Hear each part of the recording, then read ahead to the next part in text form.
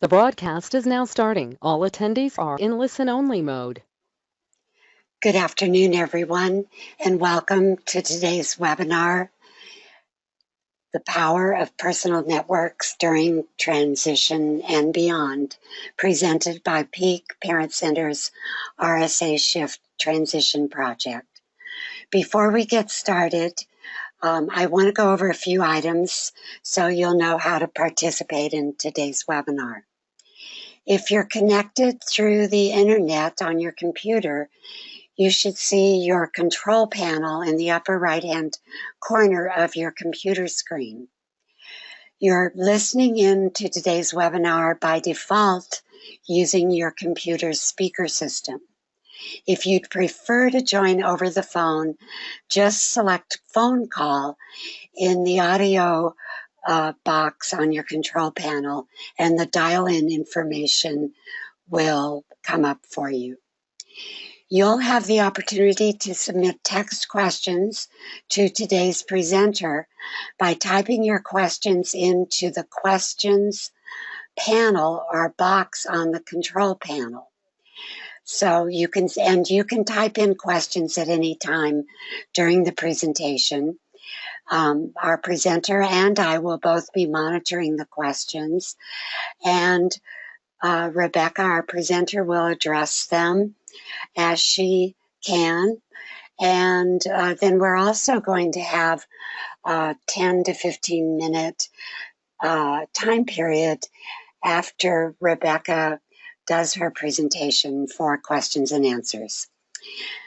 Handouts are available for download in the handout window, and Rebecca's PowerPoint slides that she's going to be showing you today are in there as a handout. As you leave the webinar today, you're going to receive online an evaluation survey about the presentation, and we hope you'll take a minute to complete that and give us your feedback. You'll also receive a follow-up email in the next few days with a link for viewing a recording of today's webinar. So again, welcome to the webinar.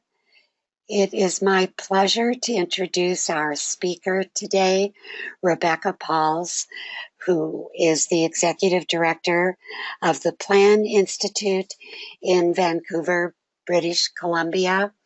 She is going to speak to us about an important focus of the Shift Transition Project this year, which is personal networks. And so, Rebecca, I'm going to turn this over to you. Thank you. Thanks so much, Beth, and thanks to all of you who joined us this afternoon. It's exciting to be here and have a chance to talk to you about personal support networks, something that's very important in my life and the life of lots of people that I know, and I'm sure for you as well. I'm guessing that everyone can see the slides, and I just wanted to start with a little bit of an overview of our time together. We've got about 40 minutes to talk together, and then, like Beth said, we'll have a chance for questions and answers. But I wanted to let you know too, if I'm talking about something that you're interested in or have a specific question about, please feel free to put it right into the question box and I'll answer it as I can. So I thought we'd start by talking a little bit about Planned Lifetime Advocacy Network, which is the organization that I have the privilege to working together with. Then look at the history and background of personal support networks, the ultimate aims of our work, and then move into the network development process. Sometimes I talk about personal networks and we spend all of our time talking about theories and big ideas. We really want this webinar today to introduce you to the theories and big ideas, but also give you practical ideas and tips about how you can start to implement this type of work in your own life and in the life of people that you know. So we'll spend some time going through the network development process, the role of a community connector, and again, at the end, we'll have a chance to have a bit of a discussion. So I hope that sounds good for all of you. Today, we're going to be talking about networks, but it's also a conversation about community, inclusion, and diversity. When I'm talking about networks, you can also think of the term supportive relationships. We're going to be thinking about what we can do better together than we can do on our own. What are the skills, gifts, and capacities that exist in our own communities, and how we can untap those possibilities to get more connected. And when we do that, we create communities where all of this belong. And today we're talking in the context of supporting our loved ones who have a disability. But I believe that as you learn more about personal support networks, you'll realize that this is something that's important in everyone's life. At Plan, we focus on what's strong and what we can build on in our own lives and in our community. And there's a quote by John McKnight, who some of you might be familiar with. John is the founder of the Asset-Based Community Development Institute, and he has said a quote that really inspires us and keeps us grounded. And so I wanted to share that with you today. And the quote says that every single person has capabilities, abilities, and gifts. And living a good life depends on whether those capabilities can be used, abilities expressed, and gifts given. If they are, the person will be valued, feel powerful, and well connected to the people around them. And the community around the person will be powerful because of the contribution the person's making. So at Plan, we're a group of families in Vancouver, British Columbia, and we started about 30 years ago. So the slide that you see in front of you now is a picture of some of the personal networks that we work to create. Plan started 30 years ago by a group of families when life was really different for people with disabilities. And I'm sure some of you can think of examples in your own life about that. And even though some of you are in Colorado and other places throughout the States, I'm quite certain that the same thing that people with disabilities experienced here in Canada happened there. It meant that people with disabilities weren't welcomed into the school system to learn alongside their peers. Oftentimes they were forced to live in institutions and group care facilities. And the parents that started Plan knew that life could be really different. They knew that their sons and daughters had disabilities, but that they could also be contributing citizens and live in the center of community.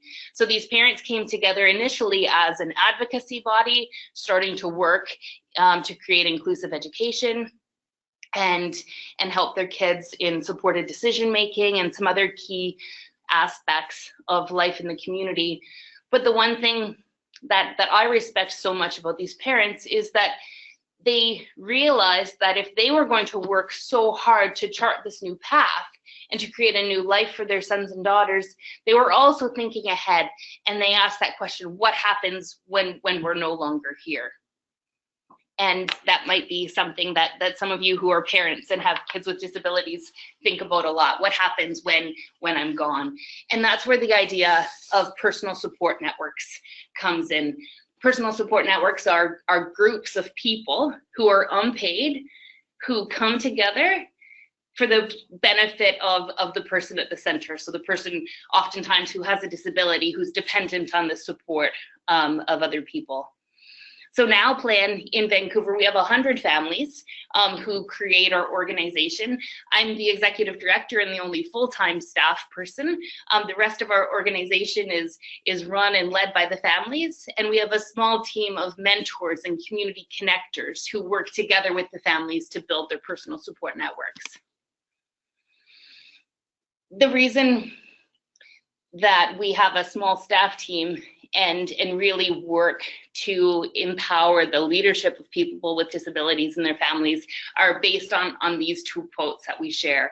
And we really believe that people with disabilities and their families have a distinct talent for innovation because they're continually inventing and creating their way out of adversity.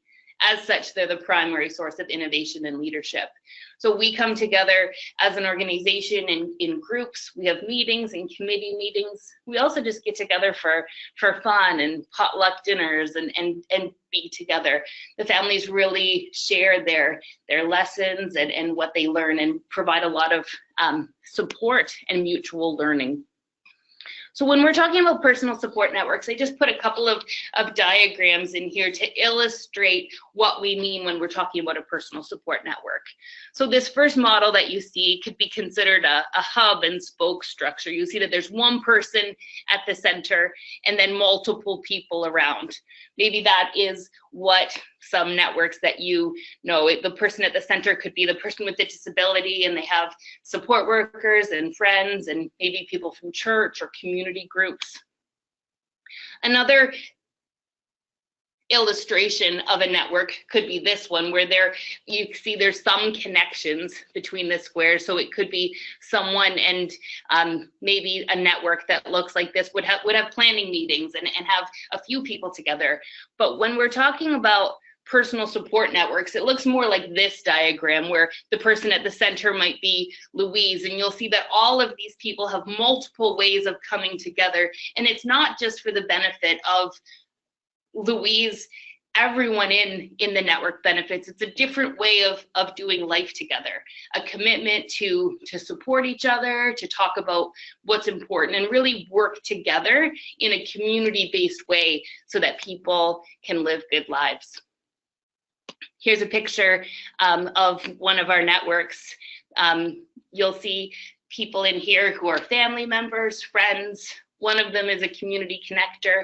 And these networks get together and spend time, like I said, for social companionship, but they also work together to ensure that Deb, the person whose network this is a picture of, can live her life and be supported in all ways. I thought we'd talk a little bit about why networks are important. And friends and relationships are vital to living a good life, both now and in the future. And having a strong personal network creates the foundation for contribution and citizenship, financial stability, decision-making, home life, and planning for the future. We all have a network, especially these days where you hear about Facebook and social media. Sometimes those are referred to as networks. People are definitely more connected these days than we were 30 years ago when plans started. But when we're talking about personal support networks, we're talking about more than just staying connected on a computer platform or talking that way. We're talking about people who depend on each other for companionship and support. For some people, developing a personal support network is easy. I think, just as a comment, that in these days it's getting more difficult for us all to be connected. There's several studies and research that shows that many people these days don't even know their neighbors, and we live more kind of isolated, individualized lives rather than being interdependent and depending on each other. One example we sometimes talk about is when we needed a cup of sugar, we used to ask our neighbor. Now there's 24-hour grocery stores, and we don't have to be dependent on each other as much as we used to.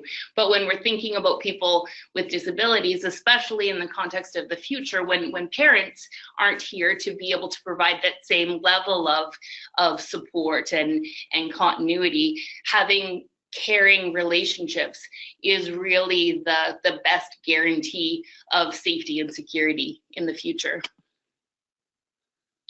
Networks provide companionship, and this is a picture of Nora and some of her friends. I know the focus of today's talk is how networks can benefit people who are going through a transition, and this is exactly the story of Nora. When they joined Plan, Nora was just graduating from high school, and her parents recognized that many of her friends and the people she was spending time with in high school would be moving away and going to college and university. And that isn't something that was part of Nora's plan. So by working together with the community connector and building a network, they were able to reach out to these friends and ensure that there were many opportunities for them to stay connected and enjoy each other's friendships. Networks also help people to develop their strengths, interests, and abilities. And this is a picture of Cecilia. And when we first started spending time with Cecilia, she was lonely and bored. And we asked her, what are some of the things that you used to do in school or things that you enjoyed, and she talked about art and crafts. And so when we were looking to help her build supportive relationships, we focused on her art. And when she developed new friendships, she was able to, first of all, just enjoy doing her art and crafts, but also developing in her strengths and abilities in that area. Networks and supportive relationships also empower people to make decisions, sometimes everyday decisions like spending money and how to spend time, but also in the long term when we're thinking about developing relationships, and specifically unpaid relationships, they're critical in the decision-making process, especially when mom and dad aren't here and able to be that involved. And this is a picture of Eric in the orange hat talking to two of his friends that were getting together. I think this is a picture of it at an art studio, and they were just talking about what some of Eric's plans for the future are. Networks can also assist in planning for the future and setting goals. And you'll see in the background, there's a path plan on the wall, and some of you might be familiar with what a path plan is. And this is a picture of Christine, who brought some of her friends and relationships together. And through this planning session, she was able to identify what some of her goals were and some of the things that she wanted to make a priority for the coming year. And you'll see that there's 9 or 10 people here in this group who were all able to offer to help out and to help Christine to accomplish those goals. Without this type of network, Christine may not have had the opportunity to share what she wanted or to have the relational support to bring her plans into reality. Networks also help monitor safety and security. And when I'm saying networks, just a reminder that you could replace that word with supportive relationships. So supportive relationships help monitor safety and security. This is a picture of Greg, and Greg just moved into a new neighborhood, and he has a team of support staff who help him to be independent in his own home. But Greg's someone who likes to walk around, and he didn't want his staff with him all the time. He liked to walk around the neighborhood and the block. The thing in Greg's situation is he didn't always remember which one his house was to get home. And so what his community connector did was start to do those walks with Greg, and then they started to meet the neighbors. And Kevin, who was the community connector, when they were talking with the neighbors, he would introduce Greg and he would say, Greg lives over in that red house on the corner.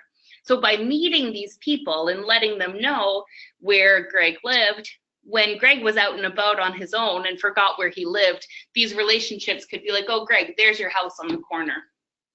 Without that, Greg could get lost and his safety would be in jeopardy. But when he was connected and known in the neighborhood, that created security and safety for him in many ways. Networks also ensure opportunities for contribution and citizenship.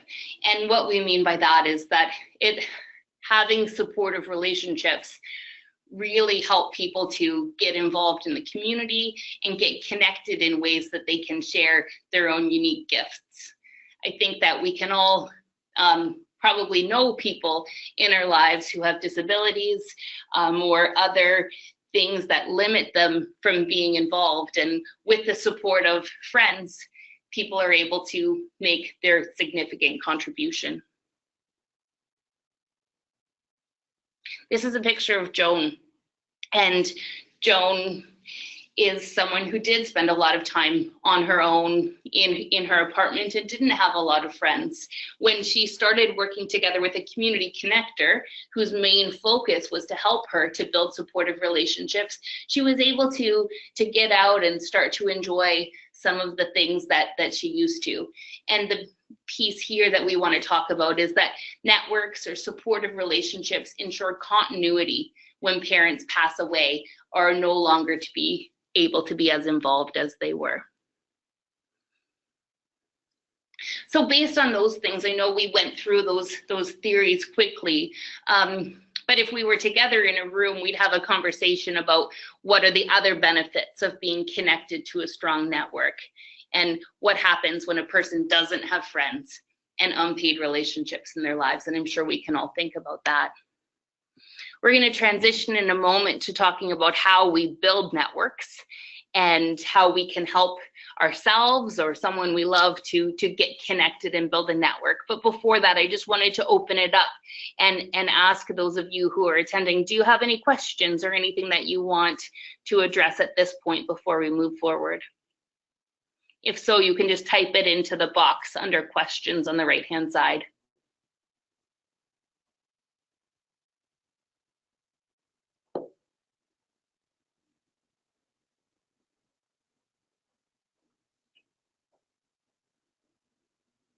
All right, I don't see any questions there, so I'll move forward. Beth, if you see any that I can't see on my screen, please just feel free to let me know. Yes, I will. Thanks. Great, thank you. So to summarize what we were just talking about, when we're working with someone to help them to build a network, it means that we're helping them so that they can live a good life now and that their parents can have peace of mind for the future. And some of the outcomes and the things that we work towards is ensuring that every person knows the loving support of nearby friends and family, that they're able to contribute to and participate in a caring and inclusive community, that they're respected and empowered to make choices, they can live in a place that they call home, enjoy a meaningful and financially secure life, and have a well-planned future, enabling their parents to have peace of mind. And those are all things that, without having unpaid relationships in your life, are really difficult to do.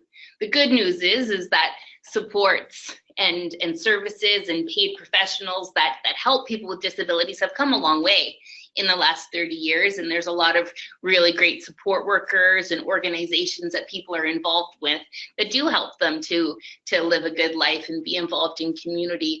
But when we start to think about the more formal aspects of life, like decision making and financial security, those are things that are typically outside of the limitations of what a paid professional can do. Those are also things that in a lot of cases, it's a parent who acts in those roles for their son or daughter, or maybe a family member. And so this concept of building networks helps us as families to have peace of mind for the future, because as we begin to make plans and think about what it's like when we as parents aren't here to be as involved, there's other people in our lives that we can ask and invite to play important and specific roles. So, like I said, here at Plan in Vancouver, we've been helping people to build personal networks for about 30 years. And as you can guess, there's lots of lessons and lots of things that we've learned. The first one is that we need to focus on our gifts. We need to know what they are and share them with other people. If we think about our own lives, it's not very often that we connect with people based on what we're not good at or based on a health concern.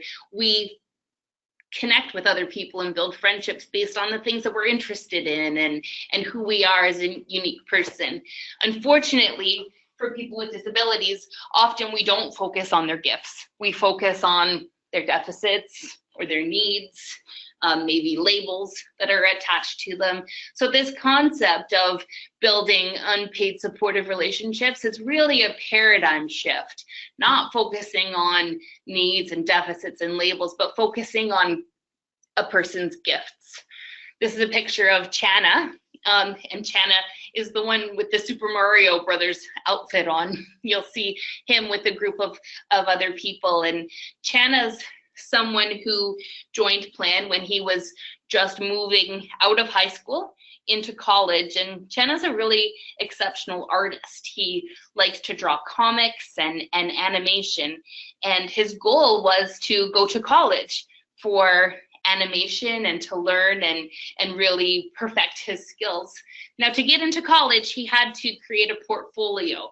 And that was something that was really difficult for Chana.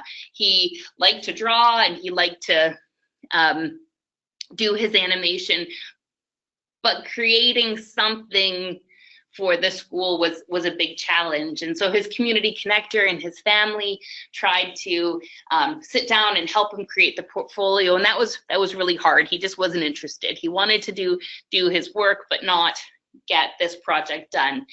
So I think that the community connector was really creative in how he solved this problem. And to create the portfolio and accomplish that, the community connector invited some folks from the college. So these other 3 people are people who went to Capilano College and had already completed their portfolio. And in order to get Chana interested and willing to participate, they played video games. You can see Chana in his Super Mario Brothers, and then they spent some time working on their portfolio. So instead of just asking Chana to do something that really wasn't his preferable activity, they mixed it in with one of his gifts, and that was how they successfully completed the portfolio project. Here's some other pictures of John and one of his network members doing artwork. This is a picture of Anya, and Anya is someone who really loves to cook. And you'll notice that in each of these pictures, there's friends and there's relationships involved. Here's a picture of Lyle at one of the community dinners. So when we're spending time with people and wanting to focus on their gifts, there's some different things that we can think about that can help us to identify a person's gifts. And the first one is thinking about gifts of the head. So these are things that we pay attention to, that we know a lot about, maybe things that we could teach another person. Gifts of the heart are things that we're passionate about, things that we like to do and we care a lot about. And gifts of the hands are things that we like to do, practical skills, maybe things that we're good at, or maybe just the way that we like to spend our time. So when we're planning and we're helping somebody who has a disability, or we're helping to build a network, focusing on their gifts is really core. And so I know many of you are thinking about the transition period and supporting young people to move from high school into adult life. I think the thing to remember here is really grounding yourself in who is this person as a unique individual, and what are their gifts that they can contribute to relationships in the community. I think that when you start there, you'll have an easier way helping the person to establish themselves and get connected. Insight 2 is that we need to initiate opportunities to connect with the friends and family that are already in our life. I think that sometimes we have relationships that we could be closer to, or people who could be more involved, but because of busyness and stress and all that we have going on in our lives, we often don't prioritize the opportunities to get together with other people. And because we don't do that on a social level, when we're looking to build a network and invite people to be more involved in practical ways, that makes it even harder. So when we're looking to build a network, it's helpful to sit down and to make a list of who are the people in our life, and then think about ways to connect with them. Sometimes, though, you might be spending time with a person who doesn't have any friends or any family. And in that case, you can flip it around and start to think about what the roles would be.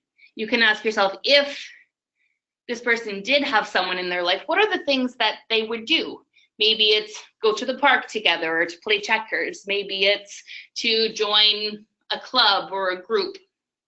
This is a picture of Carrie and her community connector, Melinda, standing beside her. And this is exactly what they did when they were starting to build their network. They sat down and they made a list. It started out with Carrie saying, well, I don't have too many people in my life. And Melinda said, well, think about in the past, who were the people that you were connected to? And it turns out that Carrie had a relationship with Sharon, who's the woman in the back row. And Carrie and Sharon hadn't seen each other for several years. But Melinda sent a quick message to Sharon and said, hey, I was talking to Carrie and your name came up, and I was wondering if you might want to get together for coffee. So Carrie and Melinda and Sharon went for coffee. And it turns out that all of the other folks in this picture are Sharon's son and her grandkids. And Carrie, when she was growing up, she knew the two sons. And so now they were able to get connected.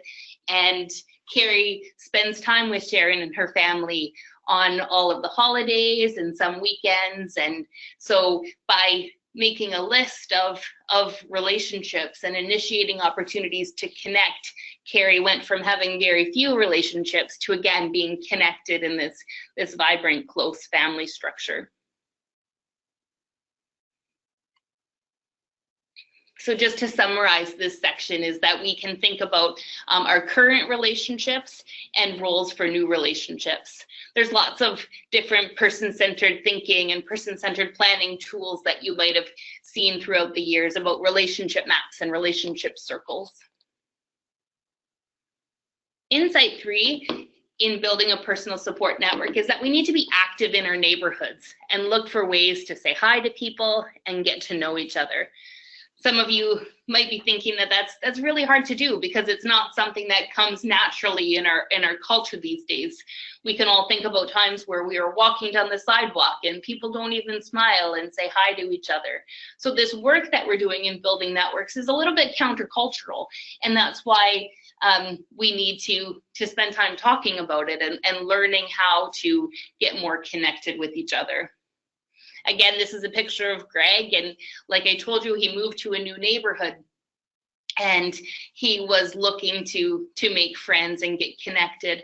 But the one thing that his family and his support workers realized is that he wasn't meeting people and developing the friendships because all of the time that they were spending and going out, they were driving in the car.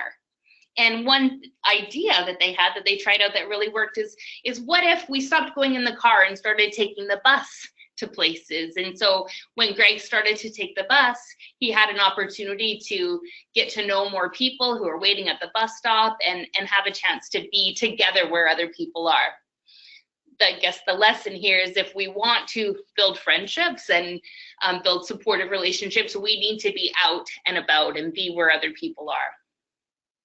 This is a picture of Kath, and I think there's another good lesson that we can learn here. Kath is someone who moved into her own apartment from her parents' house, and she was independent, had some support for certain things, but Kath was someone who wanted to learn to cook and learn to create more meals. She had a very limited amount of meals. So Kath could have hired a support worker and learned to cook these meals in her own home, but instead, her team and her network realized that it was an opportunity for her to get more involved in her community. So they looked through the community and they realized that there was a community kitchen that happened at the community center around the corner from her home.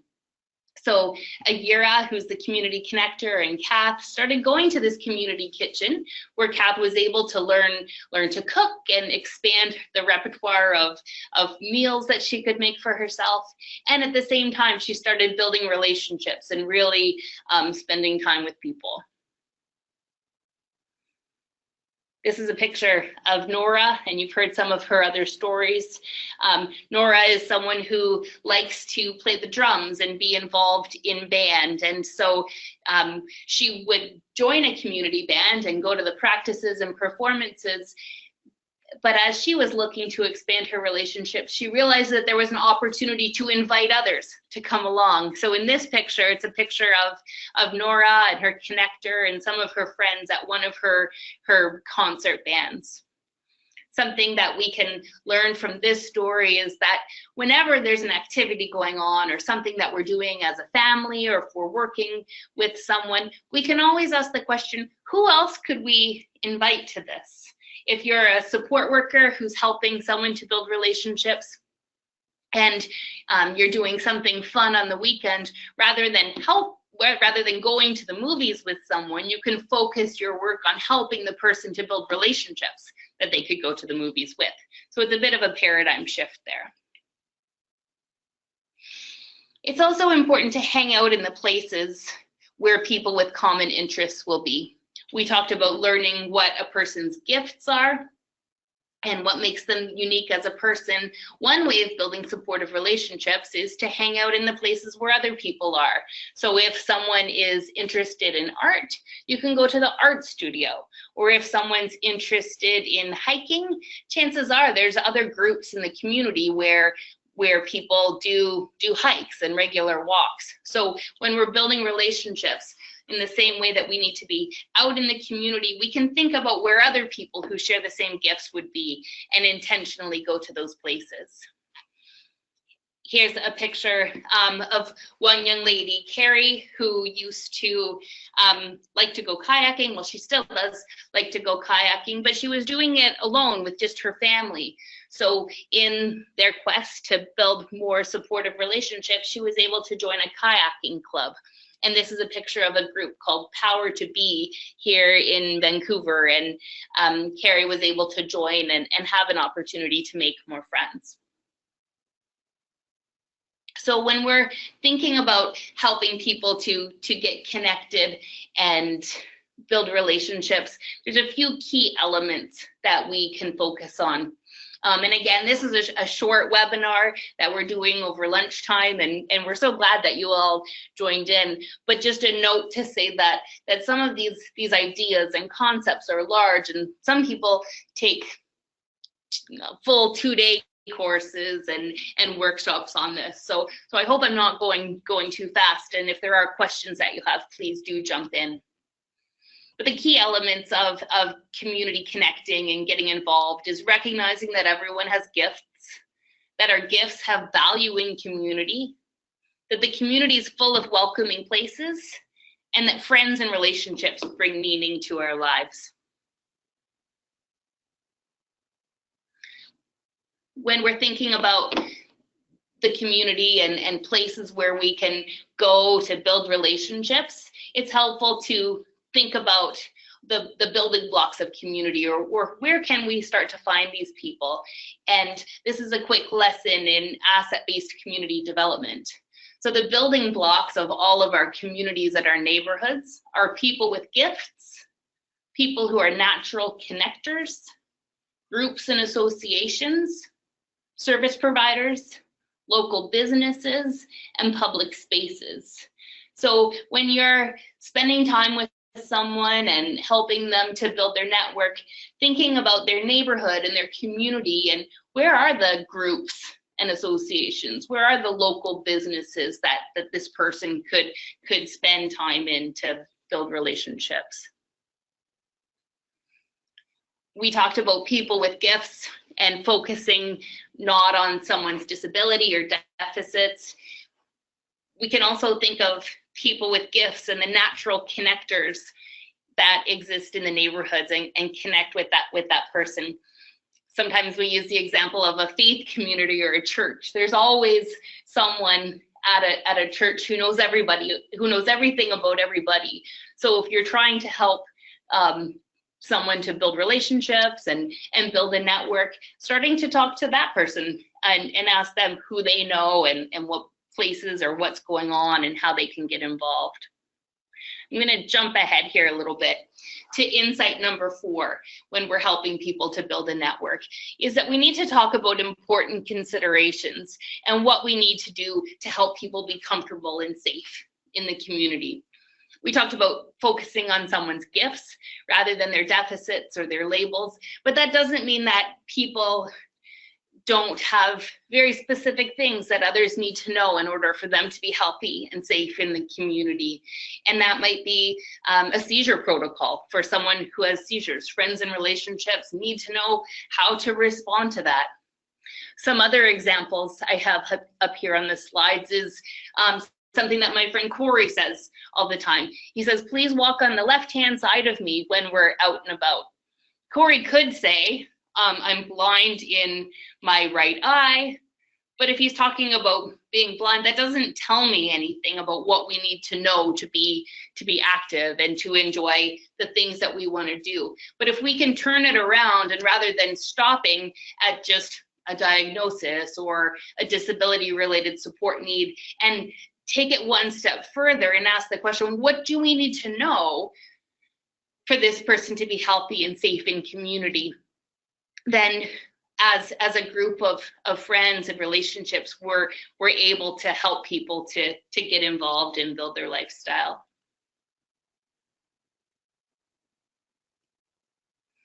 Insight 5 is that we need to come together with our network and make plans and goals and dreams. When we're talking about personal support networks, we're talking about a small group of people who are actively engaged and have practical roles. In order for people to have practical roles and be involved and engaged, it's often helpful to make plans and to decide who's going to do what. So here at Plan, with our networks, we have planning meetings about twice a year, sometimes 3 times a year, where the person identifies what their goals and priorities are, or parents talk about what they need or what they're working on as a family, and together as a small group, they're able to make plans. And sometimes that's challenging to do at the beginning, but as people and families receive the relational support that they need, it becomes a small community of people who are all working towards the same thing. This is a picture, again, of Christine and myself and Jerry. And the lesson here is that we need to share what's important to us with friends and family.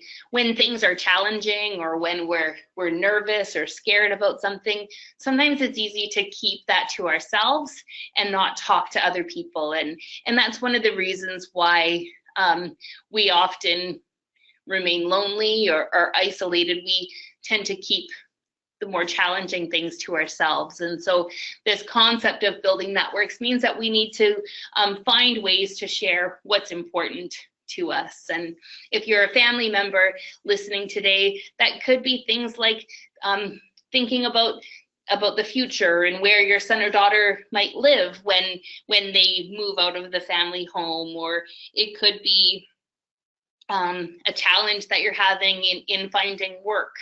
Again, the idea here is to talk about these things to others. And when we do that, you'll find that other people have ideas and they have networks that you can tap into as well. So some key actions here is that we need to recognize the strengths and the gifts of each other. We need to believe that we're better together than we are on our own.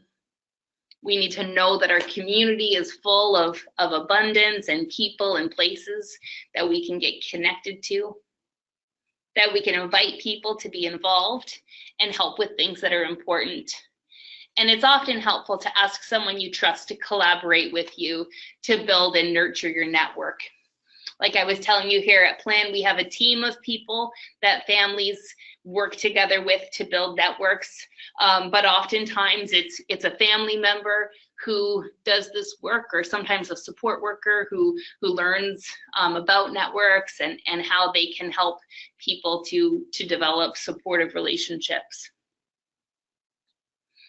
Here's another few pictures of community connectors that we hire working together with people to help build their networks. So the network development process, just to sum it up, is that we need to focus on people's gifts. We need to think about the relationships that are already in our lives and potential new ones to build. When we're building networks, we look to community as our first resort. We know that it's important to talk about the important considerations and what people need to be healthy and safe in the community and share those with other people. It's also important to do planning and talk about priorities, and then to create a work plan. So asking, how do we take these good ideas and break them down into steps to turn our dreams and our goals into action? So again, when we do this and when we are able to mobilize and build personal support networks, they help people to know the support of nearby friends and family, contribute to a caring and inclusive community, be respected and empowered to make choices, live in a place they call home, enjoy a financially secure life, and have a well-planned future. That's the summary. There's a lot of other stories that I can tell you and lessons that we can dig into here. And there are some resources and stories on the plan website, which is www.plan.ca. And I invite you to check that out, and all of our contact information is there as well. If you have a personal story or a question that you want to talk about, I want to invite you to connect with me that way. But just as we wrap up our very quick webinar today, I want to again just open it up and ask if there's any questions that you have or anything you want me to talk a little bit about. We've got about 10 or 15 minutes here at the end that we want to open it up to you to ask questions or share any ideas. So if you do, please put that into the question box on the right-hand side. Rebecca, this is Beth. While we're waiting to see the questions, I just want to let everyone know what I think is some exciting news, that we have invited Rebecca to actually come to Colorado and to be a part of PEAK's annual conference on inclusive education that's happening on February 20th and 21st of 2020. And she is also going to be doing some extra work, which I think is very exciting.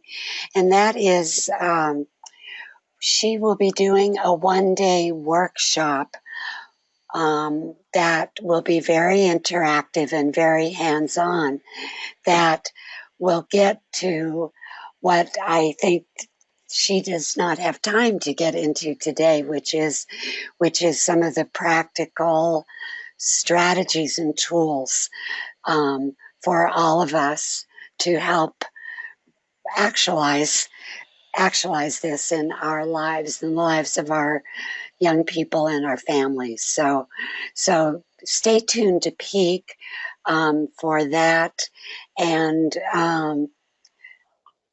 let us know what other information you'd like.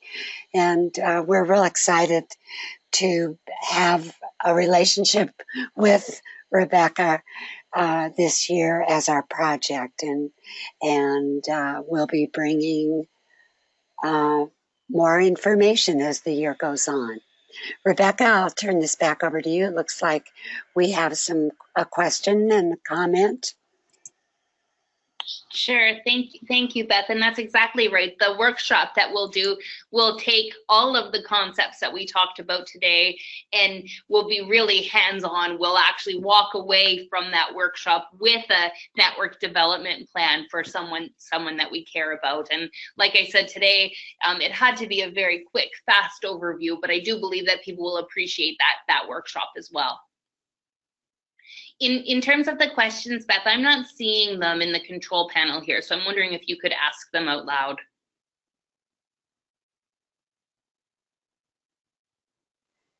Yes, I will do that.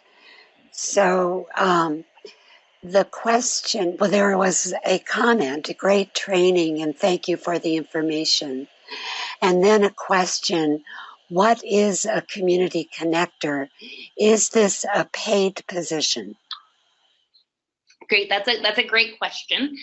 Here at Plan, community connectors are a paid position, but it's not a formal employment role. We contract with people because the community connectors only work between 4 to 6 hours per month. So within our model, we recruit connectors, which their main role is to help somebody to get connected in the community and build the relationships. In some other iterations, a support worker or a paid professional can act as a community connector. So basically, the key focus is understanding the person and their gifts and their goals and priorities and connecting them to other people and places in the community that can help them. In some jurisdictions, I think in the States, community navigators, if that's one of your service definitions, community navigators can also do that type of work.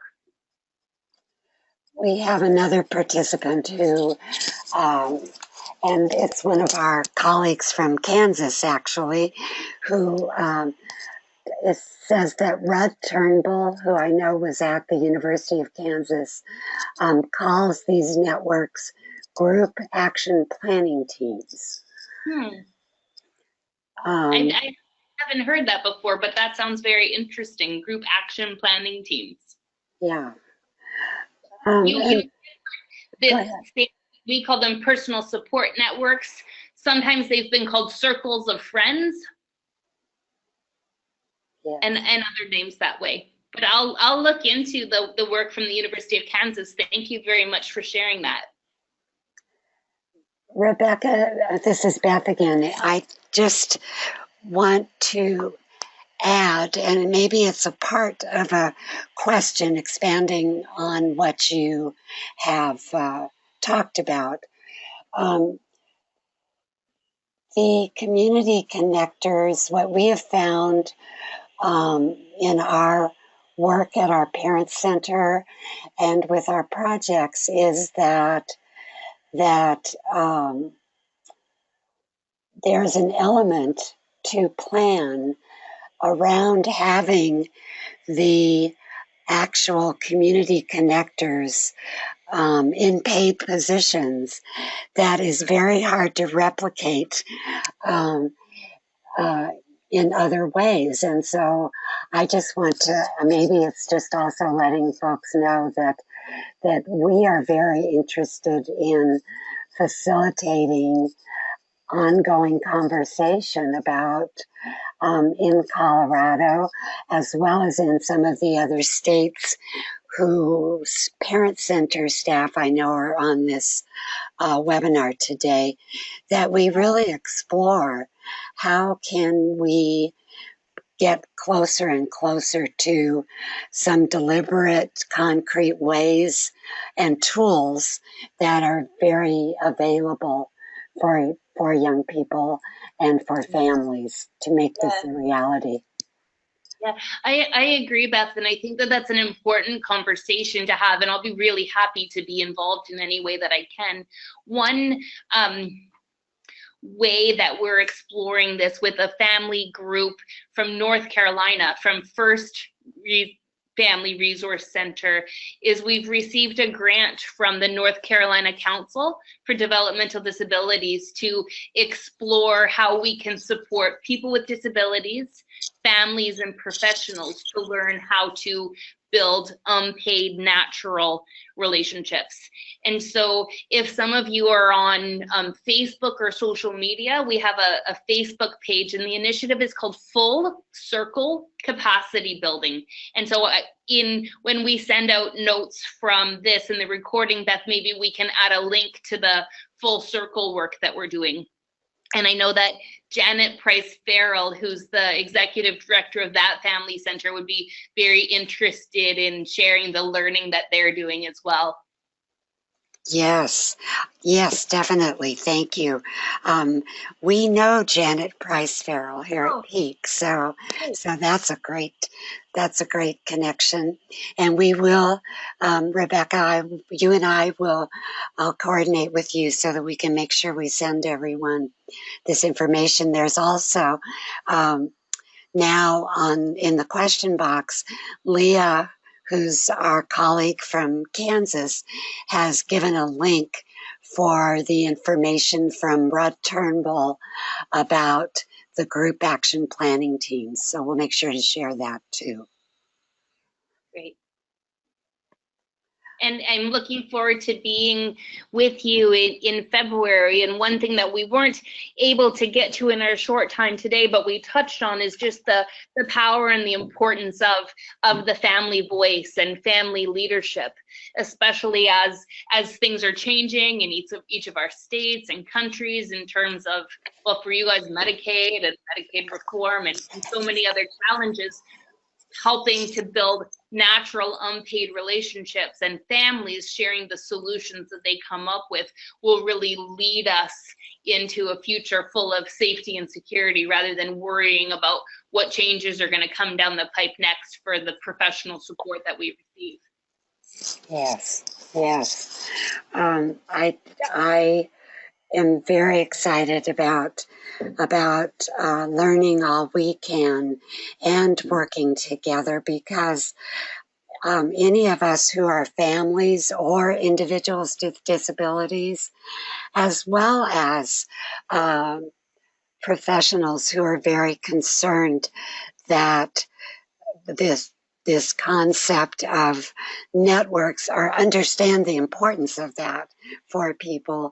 I think we really need to work together, and we need to make sure we know that with our parent centers, we, depending on the state we're in, serve young people and their families up to age 21, sometimes 23, 26. But beyond that, we need tools in order to maintain that, and assuring our young people find and use their voice, and then assuring that there are deliberate ways that we're assuring that they keep those relationships and utilize the opportunities that those bring in their lives.